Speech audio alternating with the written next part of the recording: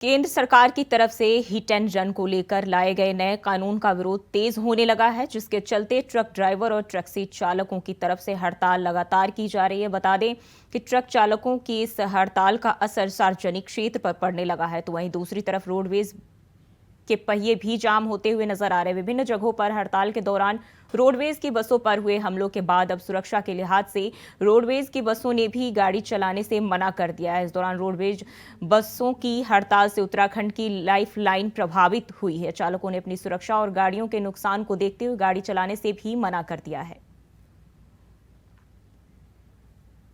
कानून गलती है जी, हम लोगों वाली तो गलती है। गरीब आदमी है, कहाँ से कोई एक्सीडेंट हो गया तो कैसे हैंडल करेंगे उसे। अगर उसे बचाएंगे तो पब्लिक हमें खत्म कर देगी, और अगर छोड़ के गए तो हम भगोड़े कहलाएंगे। इस पे कानून तो गलती है सर, से लेना चाहिए वापस। ऐसा कोई गलत कानून नहीं बनाना चाहिए। सरकार को क्या कुछ बोलेंगे? सरकार को यही बोलेंगे, सरकार ऐसा ना करो हमारे लिए भी। हम भी आप ही को लोगों को वोट दिया, हमने जिताया आप लोगों को, ऐसा हमारे साथ ना करो। ये गद्दारी हम लोगों के साथ कर। ड्राइवरों से सब चल रहा, सब्जी चल रही, गैस चल रही, पेट्रोल चल रहा, डीजल चल रहा, सभी गाड़ियों से है। पैसेंजर सब गाड़ियों से हैं। हमारे ड्राइवर भाई हैं तो इनकी पे बहुत कम है।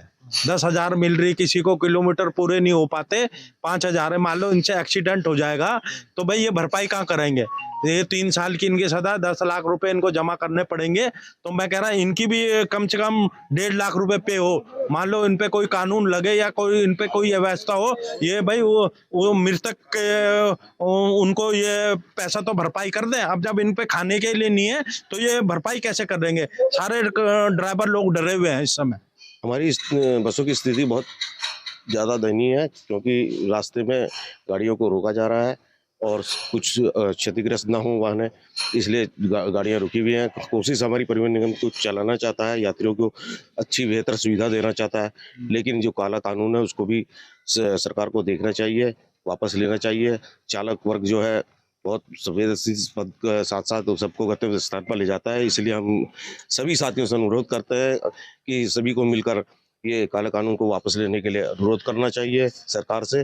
और परिवहन निगम अच्छी सेवा दे रहा है, लेकिन चालकों के साथ बदतमीजी रास्ते में ना हो, इसलिए रोडवेज के चक्कर जो है थमा हुआ है। कुछ बसें चल रही हैं। और इसी खबर पर ज्यादा जानकारी के साथ अभय कैंतुरा देहरादून से लाइव जुड़ गए हैं। अभय, हड़ताल का असर सार्वजनिक क्षेत्रों पर किस तरीके से देखने को मिल रहा है? जी बिल्कुल, अगर हम उत्तराखंड की बात करें,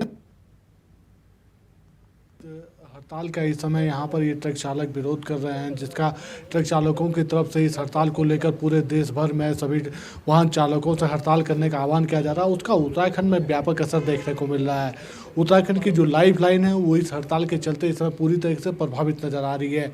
उत्तराखंड के जो पहाड़ी क्षेत्र हैं, पहाड़ी क्षेत्रों में जो जनता की दुश्वारियाँ वो लगातार बढ़ती हुई नजर आ रही है, क्योंकि ना तो गाड़ियाँ चल रही है, ना जो आवश्यक सेवाओं के जो सामान है वो वहाँ पर पहुँच रहे हैं, और ना ही यात्री एक स्थान से दूसरे स्थान पर पहुँच पा रहे हैं। तो ऐसे में समझा जा सकता है कि उत्तराखंड के लिए ये हड़ताल इस समय बड़ी परेशानियाँ लेकर आई है, जिसका तोड़ निकालने का प्रयास शासन स्तर पर, परिवहन स्तर पर, परिवहन विभाग की तरफ से निकालने का प्रयास यहाँ पर किया जा रहा है। लेकिन अगर ये हड़ताल ज़्यादा दिनों तक चलती है तो फिर ये समझा जा सकता है कि उत्तराखंड पूरी तरीके से इस हड़ताल से प्रभावित होता हुआ नजर आएगा। जो आम जनता की जो परेशानियाँ होंगी और बढ़ी हुई नजर आएंगी।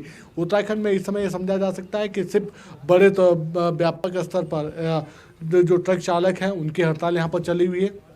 जो टैक्सी बैक्सी है, जो उत्तराखंड के दूरस्थ जनपदों में चला करती है, वो इस समय हड़ताल पर है। और साथ ही जो ये कह सकते हैं कि इस हड़ताल के चलते जो असुरक्षा की भावना इस समय रोडवेज के ड्राइवरों में पनपी हुई है, उसके चलते रोडवेज के पहिए भी यहाँ पर जाम नजर आ पा रहे हैं। तो ये सरकार के लिए बड़ा चिंतनीय विषय है कि अगर केंद्र सरकार के तरफ से अपने इस कानून को लेकर कोई बड़ा निर्णय जल्द नहीं निकाला जाता है तो फिर इसका बुरा असर उत्तराखंड जैसे जो तमाम जो राज्य हैं उन राज्यों में देखने को मिलेगा। क्योंकि अभी थोड़ी बहुत जो राहत की बात कही जा सकती है वो ये है कि आवश्यक सेवाओं से जुड़े हुए जो वाहन है वो वाहन यहाँ पर निरंतर चलते हुए नजर आ रहे हैं। लेकिन जनता की परेशानी सिर्फ उनसे चाहिए नहीं, जनता की परेशानी है कि आवागमन के जो सड़क यातायात के माध्यम से जो वाहन यहाँ पर चला करते थे, उनका जो जीवन यापन चला करता था, एक स्थान से दूसरे स्थान पर जाया करते थे, वो इस समय पूरी तरीके से प्रभावित होता हुआ नजर आ रहा है। और यात्रियों को सबसे ज़्यादा परेशानी इस समय इस हड़ताल के चलते उठानी पड़ रही है। जी, बसों पर हुए हमले को लेकर सुरक्षा के क्या इंतजाम अभी तक किए जा रहे हैं?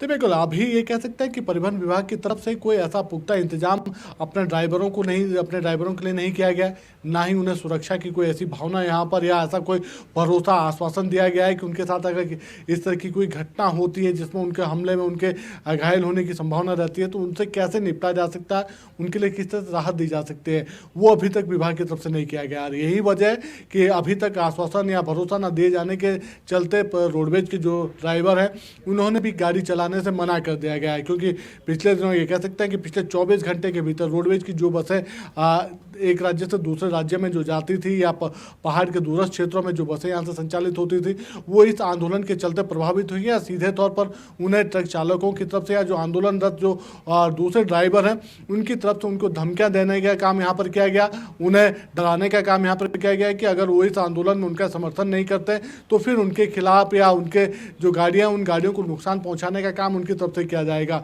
और यही वो डर है जिस डर के चलते अब रोडवेज के जो ड्राइवर हैं उन्होंने भी गाड़ी चलाने से मना यहाँ पर कर दिया है। और ड्राइवरों की इस हड़ताल के लिए ये कह सकते हैं कि परिवहन विभाग अब अलर्ट मोड में है, सरकार अलर्ट मोड में है। सरकार की तरफ से शासन के अधिकारियों को निर्देशित किया जा चुका है कि वैकल्पिक व्यवस्था यहाँ पर संचालित की जा सके ताकि जो जनता की परेशानियाँ वो दूर हो सके, जनता के लिए जो आवागमन के जो साधन है वो पूर्व की भांति यहाँ पर बरकरार रह सके ताकि जनता की जो आने जाने की जो असुविधा इस समय हो रही है जनता को वो यहाँ पर खत्म की जा सके। लेकिन बहुत बहुत शुक्रिया आपका तमाम जानकारी के लिए।